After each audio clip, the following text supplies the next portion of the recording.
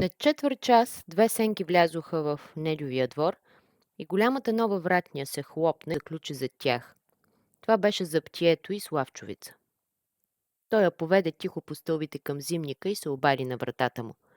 Тя се отвори тогава и Заптието пусна Славчовица вътре, а сам остана навън на поста си. Славчо впи жадни радостни погледи към жена си. Добре дошла, Вълкано, каза той тихо. Славчо, Славчо, и това ли дочаках да те видя така? Божечки, какво е имало да ми дойде на главата? Задума тя с разплакан глас, като си търкаше ръцете от скръп и отчаяние. Ами, защо си ме викнал? Попита тя насълзена. Да те видя, невясто. Кой знае дали ще се видим вече? Мъжо, мъжо, завайка се Вълкана. Владко какво прави? Здрав е, Владко. Ами ти как се поминуваш? Пусти, Славчо. Какво се вдаде да те хванат тъй? Кой сега да ти мисли мъките от тия поразеници? Бъбреше Вълкана, без да обръща внимание на турчина. Турчинът разбираше български и улавяше всяка дума от този интимен разговор на двамата съпрузи. Той се скара и се приближи до тях. Какво се забъбрахте тука? Славчо, думай сега какво ще думаш на булката си. Зере време няма кой да губи с вашите вай-вай. Вълкано, ела насам. Пробъбра Славчо с очи засветлели. Вълкана пристъпи близо до него, като го гледаше жално в очите. Той впери своите в нейните и хвана да изшушне нещо. Турчинът се пак разсърди. Дявур, скришно няма да приказвате. Де приказвайте и аз да чуя. И Ахмет ага се приближи и се изправи до двамата. Невясто, подзе Славчо тихо, но с разтреперан малко глас. Ти знаеш синия бряг къде е? Знам, Славчо.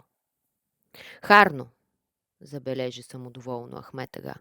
При синият бряг от горна страна има големи камъни. Ти ги знаеш, дето играехме като бяхме малки. Знам ги, Славчо, камъните, каза Вълкана доста позачудена от тия въпроси, които нямаха нищо общо със страшното положение. Ти ги знаеш хубаво тия камънаци, нали? Знам ги, Славчо. Добре, добре. Добре, добре, продума пак Ахмет ага. Изведнъж турчинът отхвъркна два разкрача назад, се гътна, та падна възнак. Главата му се блъсна с тила в земята. Подир този внезапен шум, който произведе падането на това тяло, настана тишина. Турчинът се не помръдна. Кръв заля главата му и накваси пръста. Една тънка струйка кръв шурна из устата му. Вълкана остана като вкаменяла. Славчо цял трепереше и очите му с безумен поглед стреляха жертвата. Защото разбойникът беше възчакал и извардил Ахмет ага да се приближи до него и беше го ритнал с гигантския си крак в корема. Той беше събрал в този удар всичката мощ и пъргавина на своите железни мускули, всичката буйност на един разразен звяр, кипежа на всичкото си озлобление, мъстителност и отчаяние. Той беше пресметнал силата на блъсъка си така, щото подир него турчинът да не може да кръкне. От решителния резултат на този удар зависеше животът му, спасението му. И турчинът не кръкна. Вълканов, вземи му ножа и разсечи въжетата, поръча Славчо на жена си. Тогава невястата се свести и влезе в ролята си. Тя разсече въжето, което пристягаше мъжа и за стълба. Чакай сега и другото, каза тя, като захвана да срязва и връзката, що скопчваше Славчовите ръце отзад. Не трябва, рече той, в същия миг под силата на нечовешкия му напор въжето пропука и се разкъса. Един път от всякакви окови освободен, Славчо се хвърли въз трупа, измъкна двата му пищова и ги увря в пояса си. Грабна ножа из разтрепераните ръце на Вълкана, да го заби в гърдите на турчина и отвори вратата. Чакай аз да мина пръв. И той скокна на стълбите, за да отвори път. За щастие Заптието дремеше, завито с юморлука си. Като чу бързи стъпки около себе си, то се повдигна и извика. Ти ли си, Ахмет ага? Тогава Славчо се извърна от най-горното стъпало, на което се намираше, и цапна си ятага на Заптието по главата и го приспа там. Вратнята беше заключена. Тъмнината беше доста гъста. Славчо се спря в нерешителност. Но след мигновенно озъртане той поведе жена си към обора, покачи се на наклонената му стряха, подаде ръка на жена си, па се издигна и тя при него и се хвърлиха на улицата. В същия миг удареното заптие на стълбите, било че издаде вик, било че се сгромоляса надолу из тях, произведе някакъв шум, та се разбудиха дворските псета. Когато умните животни подушиха кръв, те залаяха и завиха страшно и след малко цялото село гърмеше от зловещи кучешки лаеве, а чорбаджи недювия двор и от виковете и глъчката на заптиетата. Нощта вече преваляше, когато двамата бежанци се найдоха къде влашко село, в самите поли на Стара планина.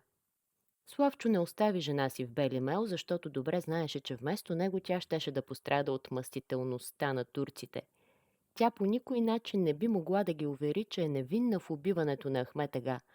И умът на едно дете щеше да разбере, че не е друг, а тя е убила, за да освободи мъжа си от връзките. Те даже и не бяха разсъждавали за това. Те и двамата бяха хукнали да бягат заедно, тласкани от същото чувство, и нито бяха помислили за последствията, които влачеше вълканиното бягане. Само когато призори поседнаха на една висока, заградена от изток с букове полянка на хълбока на планината, те се сетиха за онова, което бяха забравили да мислят. Вълкана спомни за детето си и за къщата. Тя всичко сега напущаше на произвола на съдбата. Тя нямаше свои в Бели мел, за да може да се надява, че ще приберат Владка и ще запазят къщата й. Подир избягнатата опасност, тя силно се смути от тая нова и съкрушителна грижа. Ами, Владко, ами къщата! Извика тя болезнено и неволно. Дявол да ти вземе къщата!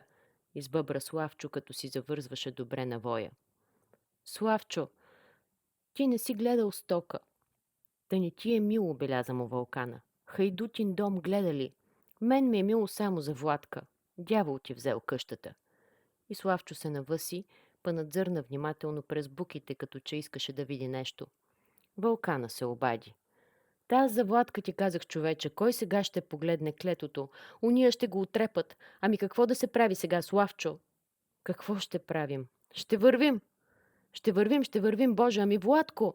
Изпъшка Вълкана, но се пресече, като видя строгия поглед на Славчо. Види се, Славчо имаше причина да е строг, или пък някакво лошо предчувствие го правеше да се безпокои. Утринта наближаваше. Зазоряваше се на изток. Утренния вятър излезе и залюшка тихо клоните на буките. Далечни шумове на пробуждащата се природа се разнесоха чак до тука. Животът даваше да се чувстват първите му трептения. Петлите от Влашко село се чуха. Тяхното дрезгаво кукуригане първо размъти рязко съня на заспалия въздух. Няколко клончета над главите на бежанците зашумолиха, птичка някаква прехвъркна между тях и пак се закрепи в листата, за да възчака първите блясъци на зората. Славчо и Вълкана се умълчаха няколко време. Тежки мисли се въртяха из умовете им. Пълна неизвестност ги заобикаляше. Денят ги заварваше в тая планина голи, гладни, беззащитни, гонени. Вълкана страшно пъшкаше. Владко пълнеше душата й, сълзи очите й.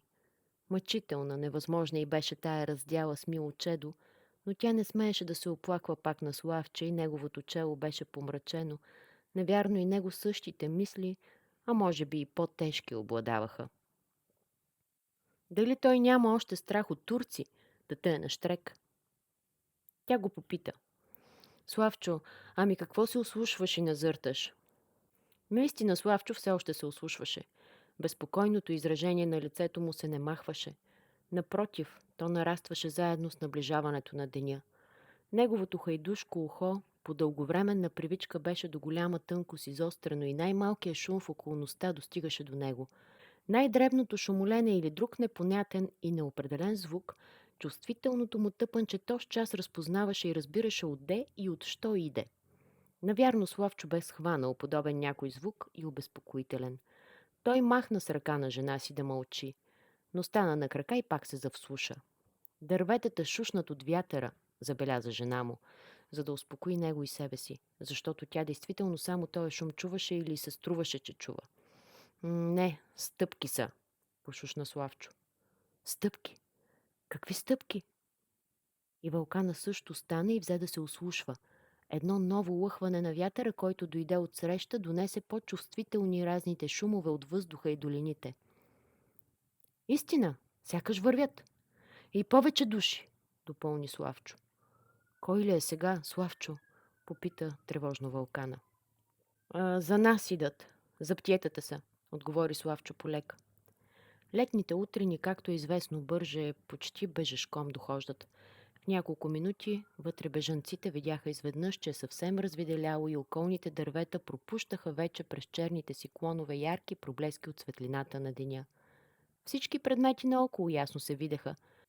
Тая внезапна виделина направи положението на бежанците твърде опасно, почти безизходно. Шумът от стъпките приближаваше все по-забележителен и застрашителен. Но гласове не се чуваха. Види се, уния, които вървяха така, вървяха дебнешката и не гълчаха, за да могат повече да слушат. По това време достъпът на турските за птиета в този заглъхнал планински край на България не беше винаги освободен от опасности за тях. Духът на свободата и независимостта още тлееше заедно с дивотата на нравите от тукашните селяни.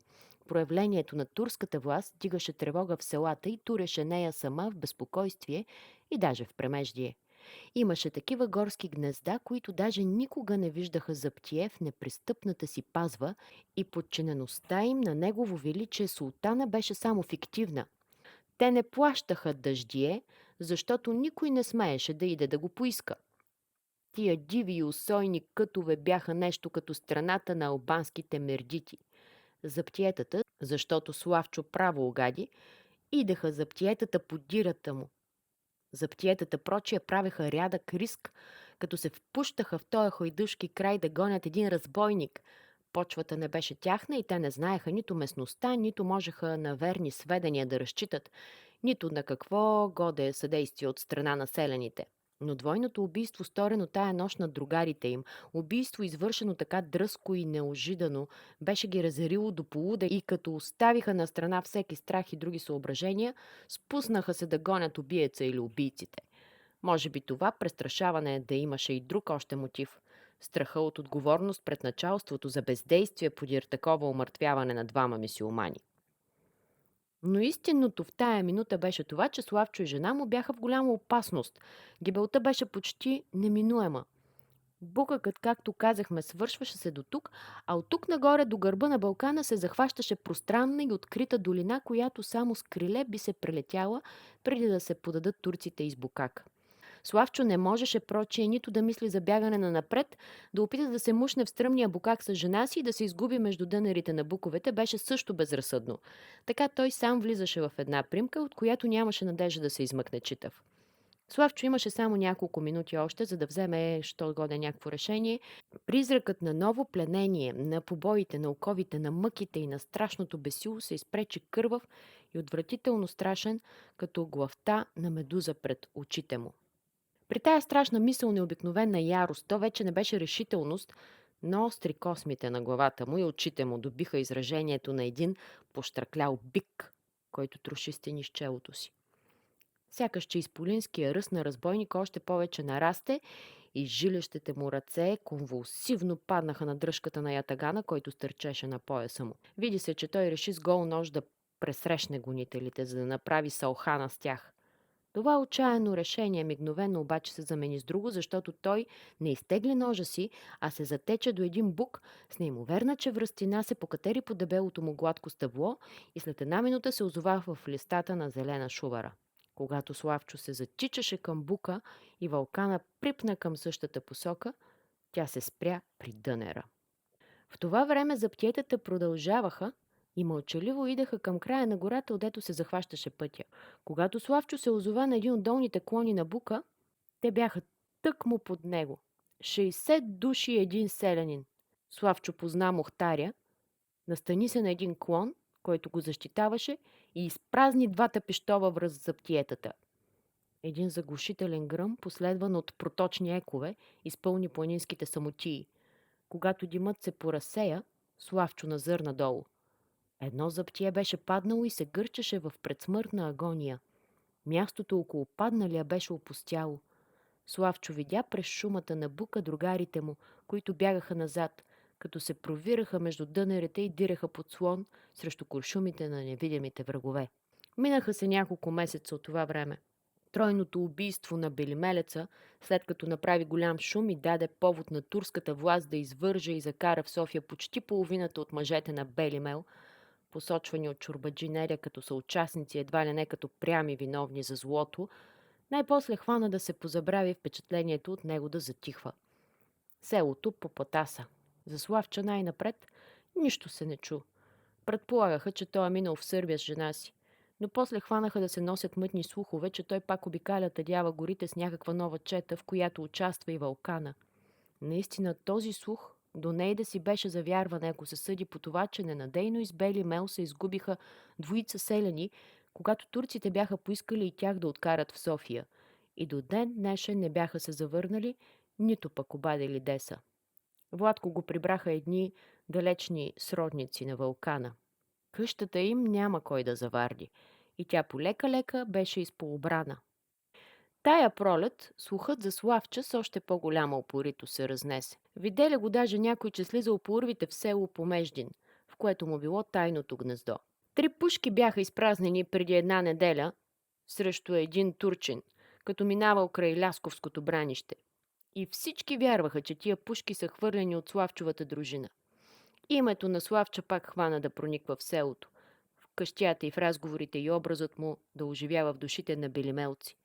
При тайната радост, която чувстваха, че техния юнак е жив и здрав и че отмъщава на народните врагове, усетиха неволен страх, като се премисляха, че един нов бабайтлък на Славча можеше да хвърли в нови страдания Белимел. Той си е вземал дърмите в планината, каза чорбаджи Недю. Ама скоро и неговата кожа ще бъде одрана. Няма ли кой да му каже на тоя бербантин да се поразява от тука, да ни остави на мира? След няколко дена една вечер Найден овчарят слезе от планината и донесе на Недя чорбаджи един куршум с кръст изрязан по него и му каза: Чичо Недьо, много ти здраве от Славча. И за да повярваш, че от него ида, даде ми той аманет да ти го донеса. Недю го погледна слисън, без да поеме куршума. Какво иска? Що ми праща този куршум? Попита чорбаджият. Ето защо. Каза ми да пратиш още зарана за дружината му 20 чифта опинци, половин ока барут и една ока тютюн, а на един ден да приготвиш софра, че ще ти дойде на гости, за да го гостиш. Недю чорбаджи изгледа настръхнал Найдена. Та ти за такива работи ли идеш от оня хайдутин? Чорбаджи, вина нямам аз. Ти знаеш, кърски хора сме. Ако не послушаме, всичко наше е в ръцете им. Каквото ми каза, това ти обаждам. А там ти знаеш. А той куршум защо го праща? Найден се смълча. Какво иска с този куршум да каже? Чорбаджи не зная. Ще ме отрепе ли? Не знае чорбаджи. И кръст още тури от тука, каза Недю, като се вторачи в куршума, който бе взел. Така, кръст има, потвърди Найден. Защо е? Той целува този кръст Божи. Санким заклесе в него, че ако не извършиш, дето ти поръчва... В очите на Недя сега светна някакъв огън. Харно, занеси му отговора ми. Недю захвърли куршума в огоста, тури небрежно ръце в джебовете си, пак каза на Найдена. Найдене, много здраве да носиш на хайдут Славча. Сполай, чорбаджи. Носи му много здраве, продължи Недю. И му кажи, че цървули и барут дома нямам. Та ще ида на Берковица да му купя. И тютюн. Бохче тютюн. И Недювото лице побледня. Ами аз да чакам ли? Ти си иди.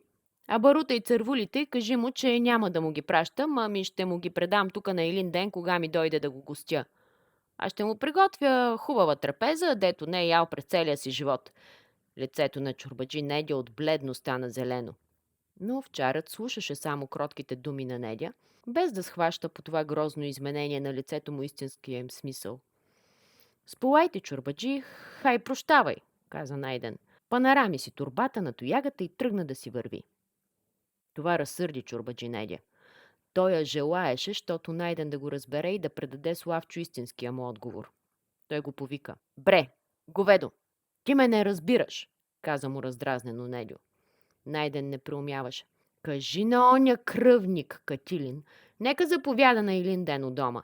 Аз ще нагостя не само него и другарите му, ами и всичките гарвани орли, дето хвъркат тъдява с месата му. А главата му ще забучи хей там на плета си да плаши птичките.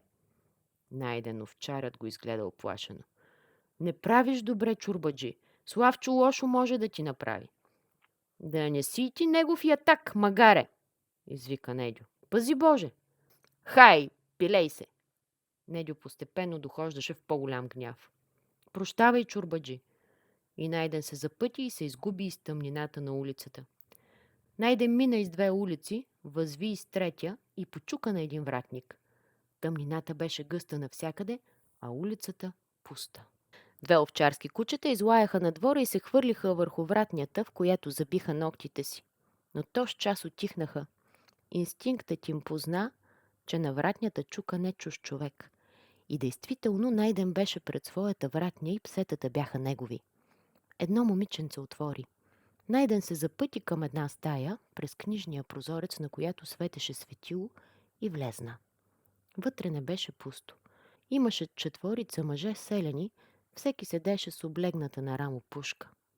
Един от тия хора се познаваше, че има изполински ръст и атлетическо телосложение.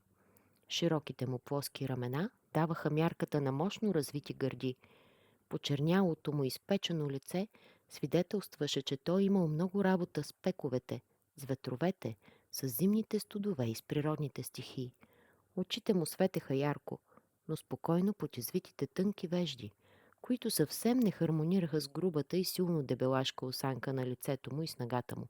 Другите 3 нямаха силната снага на този, но като него бяха с лица, калени от свободния въздух, с погледи блестящи, само по-живи. Единият от тях само рязко се отличаваше от всичките други по отсъствието на мустаци. Той беше съвършено кюсе. Чудно, това кюсе беше оставило на страна пушката и вместо нея прегръщаше едно дете. Той така повече приличаше на майка, отколкото на разбойник. Защото, както и читателят се досеща вече, ние имаме пред себе си част от Славчовата дружина, в която влизаше и Вълкана.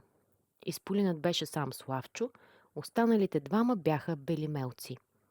С Найдена, който беше потаен другар на юнаците, дружината се увеличи на 5 души. Всичките опряха в него очи. Какво, Найдене? Попита Славчо.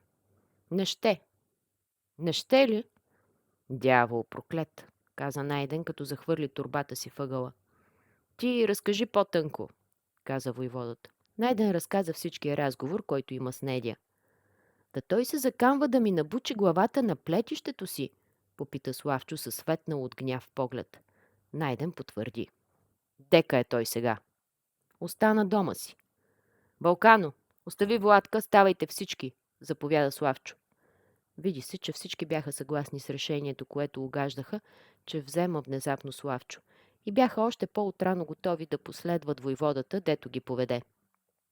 Вълкан остави детето си на страна. Владко забъбла безпокоен и с разплакан вид. Мамо! Мамо! Стой тук, чедо. Мама сега ще се върне. Ще идем на гости у един чорбаджия, каза му Вълкана, като примяташе въз шаеченото си кебенце пушката.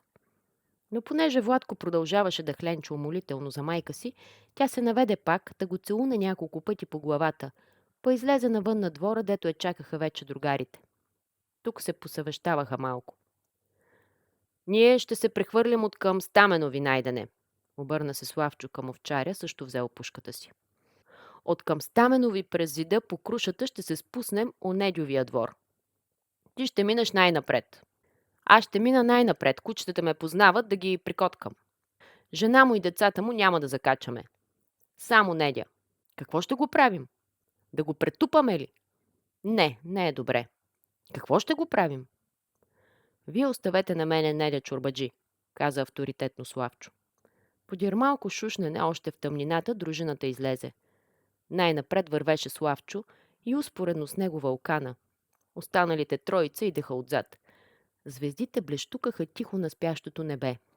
Природата почиваше цяла вече. Тъмните клонове на орехите, другите дървета с вида на мълчаливи тайнствени чудовища вдигаха тъмните си фигури наоколо. На улицата беше се възцарила още по-голяма пустота. Само стъпките на 5 души се чуваха. След 10 минути дружината се спря пред оградата на Недя. Найден тури крак на рамото на едного от другарите си и ловко се прехвърлил Недюви. Сутринта селото беше твърде развълнувано. Малвата се бе пръснала, че разбойници отвели Недя чорбаджи в гората. Отвели го из къщата му, тъй както спал. Никой не се съмняваше, че това е работа на Славча. Селяните искрено в сърцето си се зарадваха, че Славчо ги отърва от селския изедник. Но какво ще стане сега? Няма ли пак да налетят за птиета, да изпитват, да връзват и да съсипват света? И на всеки час смущението и страхът в Бели Мел се оголемяваха.